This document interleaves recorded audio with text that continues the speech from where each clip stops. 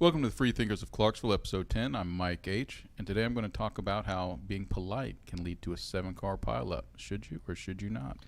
And this is Robert. We got a new coffee company in town, not the old Starbucks or Dunkin' Donuts, but one that's kind of entrenched in some political leanings. We'll look into that today. And this is Wayne. Starting on July 1st, you will be able to carry a gun in Tennessee, concealed or openly, without a permit. Will there be a crime wave hitting Clarksville? Stay tuned to find out.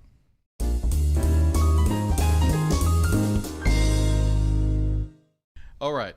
So if you live in Clarksville, Montgomery County, you heard about the 7-car pileup out on Wilma Rudolph. Yes. And so I just want to take a moment to give a shout out to the Army recruiters that came out and helped save lives in the crash. That's amazing. It was lucky that it happened there, and they acted quickly and swiftly. Just another example of how great our soldiers here can be here in Clarksville. So with that being said, I want to come to the crux of the matter here, the discussion that came up over and over and over again in the discussion thread of this article. Should you or should you not politely stop your car to let somebody cross in front of you through several lanes of traffic in order to turn the other direction, to go back the way that you're going? Make a left turn. Say a left turn, cross in front of you, to do a left turn when they cannot see the oncoming traffic due to the cars in front of them. This is something that I'm guilty of. Sometimes, sometimes I don't. Sometimes I do. If it just depends on the situation, I don't think about it. People are adamant in the comments, and given this 7-car pileup, I see where they're coming from. So I'm going to do two positions. One is going to be absolutely you should do it. Another, you should not do it. So, Robert, you get a pick first. Should you or shouldn't you? You should. You should do it. Why should you do it? Because there are some instances in our traffic patterns, especially in this town, where, and I know this for a fact because I live off of Trenton Road, if people weren't let me onto that road by slowing down and letting me into traffic, I would never be able to turn. So I depend on the kindness of others to allow the traffic to help me navigate, right? And we're kind of all working together anyway. You know, I think what we need to stop doing is pretending like everybody has a place to go and everybody is in their way all the time. If we stop pretending like I have a thing to do and I'm going to go as fast as I possibly can to get there without being, because when I learned how to drive, it was defensive driving. It wasn't offensive driving. You drove defensively, you held back, you slowed down a little bit if needed, and you were constantly aware of what was going on. So I would say, yes, you can still be not paying enough attention and driving too quickly and not being courteous to their fellow drivers. It's just, I have somewhere to get to, and if you get in my way, I'm not going to slow down, I'm not going to stop, and I'm not going to pay attention to anything else. So, Wayne, rumor is you disagree with that. I'll take the opposite position. When I was learning to drive, my dad addressed this issue specifically with me. The idea that sometimes your instinct will be to be polite and to violate the rules of the road by doing so. So you could take an extreme example. Let's say you and I are at an intersection, right, with a stoplight. It's red for you and it's green for me, but I decide I'm going to be polite. I'm going to let you go first. Like letting you step ahead of me in line, even though that's not the rule. Right, holding the door open for you. I'll let you run the red light, and I'll stop at the green. That would be absurd. Not only is it actually illegal, the problem with violating the normal rules of driving to be polite is all the rest of the people that are about to go through that intersection haven't also gotten in on the idea that we're going to suspend the normal rules of driving, and this guy's about to run a red light. Right? That's a good way to create a terrible accident. So obviously you wouldn't do it there. In this kind of circumstance, the idea that at certain times of day and with certain traffic, you can't make a left turn across 3 lanes of traffic plus a turning lane, on Wilma Rudolph. That's true, and the idea that you depend on the kindness of strangers to suspend 3 lanes of traffic, right, to let you cut through them against the ordinary rules of driving. That's how you set up an accident like this, because all the guys going the other way don't know. what does that do? Well, it means people aren't going to get to make left turns. They're going to have to take a right-hand turn, go down to an intersection somewhere, and make a big loop. And that's the exact rule that delivery drivers all over are starting to embrace. There are companies like UPS and FedEx and stuff that are telling their truckers, you are not allowed to make a left turn even if it's legal. You take that right turn, you go down because they've found it so much statistically safer. Yeah. And that's the argument against it. Don't feel bad that somebody's stuck and can't get across traffic. You didn't stick them there, right? Traffic did, and they just need to adapt and go with the flow that way. And if you try to create an exception for somebody, you're setting them up because not everybody else is polite as you. Well, let me give you another scenario that I think is within the rules of the road scenario. Maybe we just don't know what the answer to this is. So there is an intersection that is right by. So this is right in front of the Walmart. Obviously, like the Army Career Center is right there. The traffic's coming. That Walmart is there. There is an inlet. Right, there's the light, right, that goes into Walmart. Sure. And then it goes left into the mall. There is another inlet that goes by, I think it's Applebee's, but it's definitely by the White House. Okay. Right, what is it called? White Castle. White Castle, sorry, the White House. So that road, if there's traffic that's piling up on 3 lanes, and it is so deep that every time the light changes, more traffic comes in. But somebody is at that intersection. They're trying to turn left and come into traffic to go the other way towards Kentucky. Right. Do the people that are in the lanes, the 3 lanes, do they have priority to block their coming out? I think they do. I think they should, and I think that people just need to. They Because- ought to realize sometimes you're not going to be able to make a left without going to a light. Well, don't try. Well, this is the thing. I mean, I think that the rule of the road is to not block intersections if you are at a dead stop, because that gives everybody line of sight. It closes everything down. Those are the opportunities that people have to get out because all traffic this way is stopped. So the only traffic coming is left turners, and that's normally reduced, so you have the ability to get through. So if you sequester people in, if you box them in, and you're not considerate to the fact that you're blocking an intersection of a right-of-way passage, then you're still doing the same thing. You're violating a rule of the road, and now you're pushing people into a pressure point where they want to get out. They have to get out. Let's bring it home by making it a little bit personal. We all have children that are going to grow up and if are driving or they're going to start driving. When we teach them, when they come to that situation, I'm fair to say that all of us are going to tell our kids, turn right until you go to a light and then turn around. Don't try to go across 3 lanes of traffic. Would you teach them to? I would tell them to make sure they don't block intersections. Right. Yeah. So what about you? I'm going to teach them what my dad taught me, which is don't set people up by acting polite. Sometimes the most polite thing to do, keep on cruising, follow the rules of the road. Let us know what you learned and what you're going to teach your kids and what you actually do in the comments. Thank you.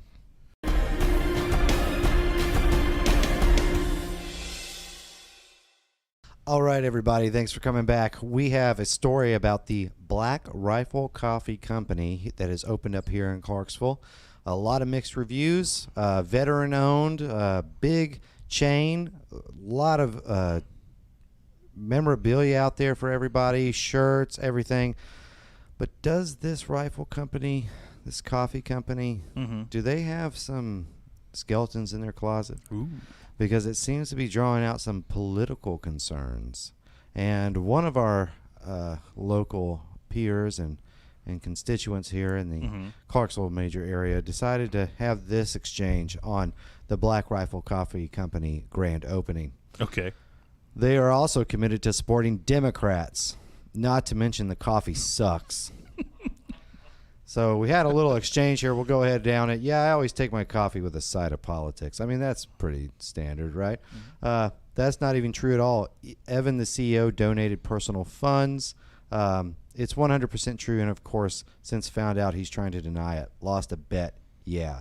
So what they're talking about is the Kyle Rittenhouse wearing the Black Rifle Coffee Company shirt when he when he shot some people up in Kenosha. Not when he not that day. Not that day. I think there's some interview where He was a shooter. He was wearing some of the merch. Somehow they got tied to it. He's a fan of their coffee, apparently. Okay, so is Kyle Rittenhouse a Democrat? Where is this guy coming from? Wayne.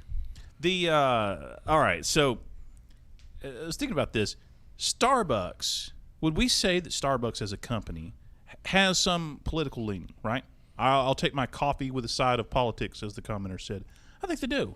I think Starbucks has, as a company, not only intentionally stood for certain political issues in the past, but also their fan base that they get associated with, right? They've got to embrace that. They've got to embrace that too, and that's common. Doc Martens being associated with a certain, neo-Nazis, right? Doctors. Yeah, so you can't always control who your fans are. Well, right? I would say I don't know if Starbucks has a political stance on things, but they take a stance on social issues, right?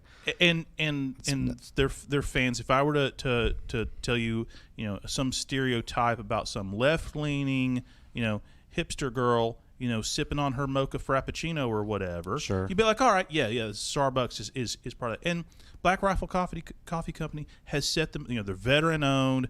Their logo is a gun. Of course, they're going to attract a political base.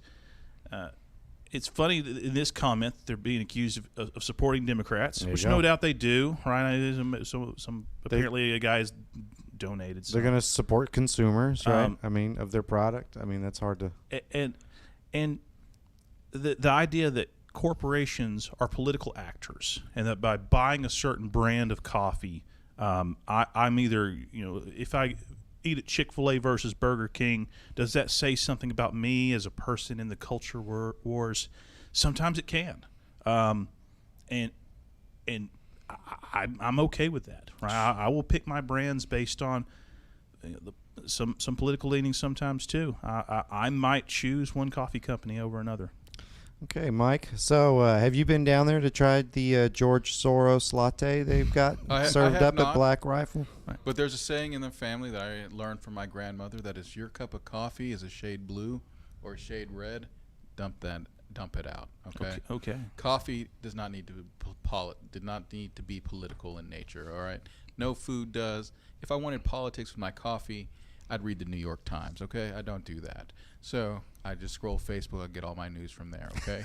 There's no political bias at all through Facebook. But coffee should be black or white if you mix enough creamer in there or whatever you're going to do. But it doesn't need to be red or blue. All right, absolutely. If a company comes in and they're playing politics and they're trying to make a name for themselves by supporting them, look, I don't go to Starbucks because I don't know what type of cup I'm going to get. Is it going to have like some sort of special meaning that I don't know about? There's you ask for a medium and they give you an ugly look. It's just it's just too much politics in Starbucks. I don't go there. Finally, there's a rifle-based coffee gun. Coffee gun? Coffee. I don't think they sell guns. But a rifle-based. No, they sell company. They sell coffee guns. Yeah, or just and I was excited about that because I know that coffee is going to be dark and black and just coffee. But now you look at it, it's going to be a little bit blue. If coffee's blue, that's a no-go. I found this comment very appealing to me when I brought it up because I would associate Black Rifle Coffee Company with a right-leaning, veteran-owned, military enthusiast, gun enthusiast, but for this commenter, wherever he lands on the right end of that spectrum, they are too far left for him. I've known some people, they ask him, do you support Donald Trump? Donald Trump, the big New York liberal? Heck no. He's way too left-wing for me. Sure. Right? And companies, what seems conservative to one person might seem leftist to another. But I think the most important thing we need to focus on here is the first part of that comment, okay? Or the last part. The first comment, the last part where it says, not to mention the coffee sucks. Sure. So number one thing about a coffee company that I look for, if I were to ever drink coffee, which I don't, but if I were to drink coffee, it would be how good it tastes. You want good coffee. Yeah, I mean, just not bad coffee. Like if it's just Right. mediocre coffee, that's fine. I haven't but had if the it- Black Rifle coffee yet. I don't know. I'm sure it's fine. I'm sure it's fine. In this comment, though, I mean, he's obviously the first part of it is swaying his option, right? Right. I would even say that this person, because that he has this bias, Because of the has politics. never put Black Rifle coffee No, in his I mouth think- because of the I think this is the exact opposite. He was driving down the road. He's like, Rifle Company coffee? Black Rifle Company coffee? Oh, this is going to be about as red of a coffee as I've ever had. He goes in there, he's tinged blue, takes a swig. Oh, this coffee sucks. Oh man, So, it hits us every time. Well, everybody, tell us what your reviews are of Black Rifle Coffee Company. Have you been there? Have you not? Do you want to try it now? Is there something a little fishy about it? Is there something all Trump? Let us know in the comments. Thanks.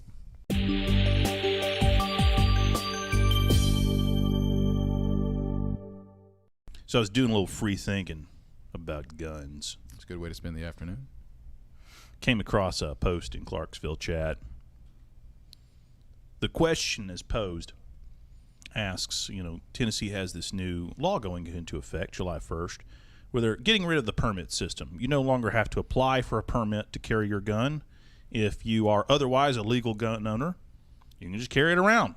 No extra paperwork needed. And the question invites comments, asks, what do you think this is going to do? Is this, we're going to see more crime, less crime, different crime? What do you think? Commenter says, regardless of training, I don't see a rise in crime. Criminals don't fear the police, so crime will happen. But when the victim is armed, the criminal will fear the victim. It's a good thing for people to be able to carry, and those who do will find time to get to know their firearm. They will go to the range and understand the consequences of aiming at what they intend to shoot. And if I'm at the range, I will always lend a hand to teach proper techniques for accurate aim to stop the threat. And the Second Amendment is exactly what it states. There's no buts or ifs. Michael, Oh, gosh. this guy says we're not going to see a wave of crime because in this modern age, people don't respect the police anyways. Both the criminal and the victim don't look to the police to do anything or get involved. But the criminal will respect if they're having to live in fear of the victims, not the police. If they're following somebody thinking about robbing them, but they're thinking in the back of their mind, oh, shoot, Tennessee just legalized carrying guns. Is that a bulge in their pocket? Is that a big fat wallet or a big fat Glock? It's going to make them think. What do you think of that idea? Well, I think that while I appreciate the commenter's optimism, Mm-hmm. all right, I just have to look at it like this. Guns have value. Right. And if everyone has it, that means more than just the money in their wallet. They're carrying around 500, 1,000. A gun you can steal? A gun you can steal. So when you pull up and you have your gun already drawn on a victim and you say, give me, it's not like they're going to pull their own gun. Give me your phone, your wallet, and your gun. Yeah. So you're going to end up with more people shot because they're going to say, well, I got this gun. I can probably outdraw the guy who has the gun already drawn on me, which doesn't work because pulling a trigger is a lot faster than drawing and pulling a trigger. Mm-hmm. And in most situations, someone's going to come up and stick a gun in their back, and they're going to take their gun, and then they're going to take their wallet and everything else. So now we're going to have criminals that had one gun and was probably hard for them to get, at least more difficult for them to get. And now they're going to have two so they can pick the best one and then sell this one off cheap to another criminal who doesn't have a gun. So all of a sudden you have more guns around. More guns are going to be easily taken. If people have their guns that they're going to be carrying when people break into houses on the days that, hey, I'm going to school, I'm not going to take my gun, let me just leave it on my dresser or whatever. When they break into houses, there are going to be more guns available for them to steal easily and quickly. People are going to keep their guns in their car. People are going to break in their windows, take their guns out of their car.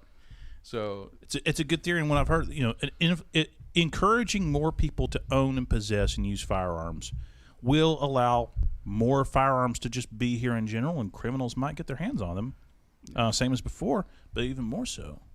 What do you think, Robert? The solution to crime is more guns. Always. It is the nuclear deterrent. It is always the deterrent.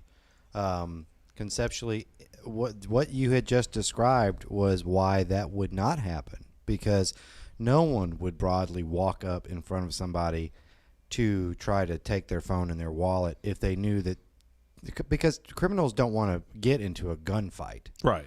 They want to secure things of people that they deem are, an easy target. Easy targets. You're not going to pick the guy with the gun on his what do hip. they call them? Soft targets, Yeah. right? But if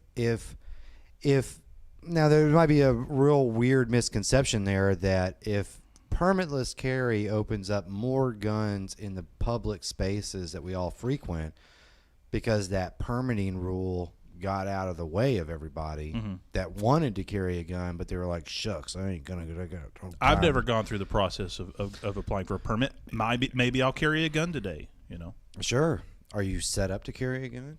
I have guns. Sure. I don't have a carry permit. Come next month, I won't need one. Well, I always assume that there's some kind, it's like, what do they say? It's like everyday carries. Right. Things that does that now become part of the gun conversation? 'Cause it's like, you're not going to carry a gun in your back pocket, right? Or in your side pocket. You need a holster, I would assume. Maybe, ideally, but this law is not going to stop you.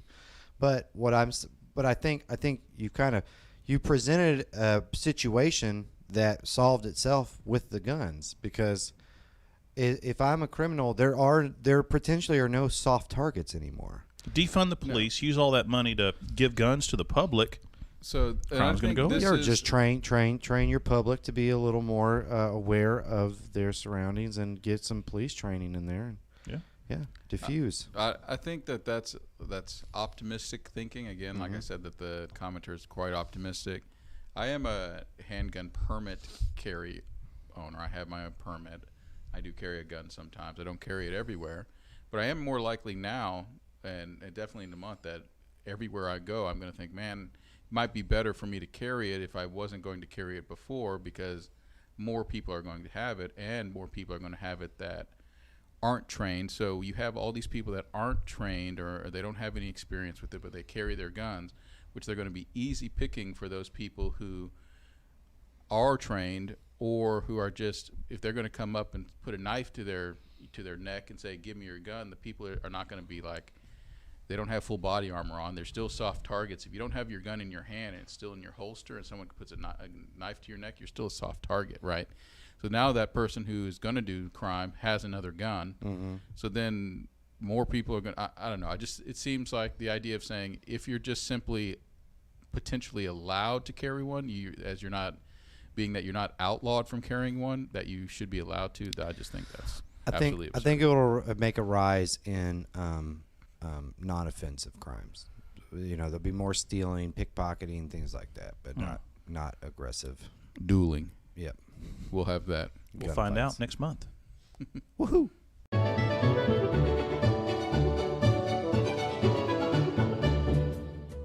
Hey everybody, thanks for coming to the show.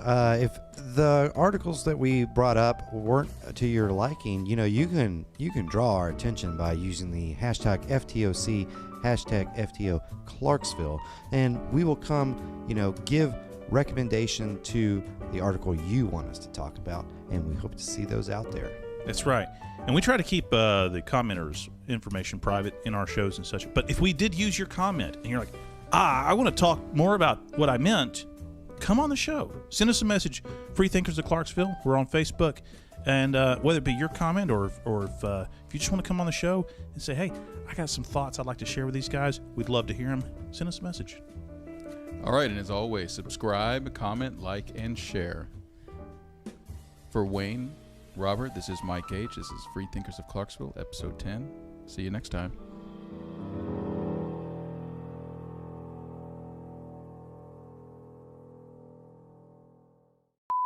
We've got a lot of new businesses coming into town, and one new coffee company draw a lot of fire about their political instances. When open carry becomes legal, might need to redo that one. It's a good practice round. Good practice. Is there something a little fishy about it? Is there something all Trump? Let us know in the comments. Thanks. It's bullshit.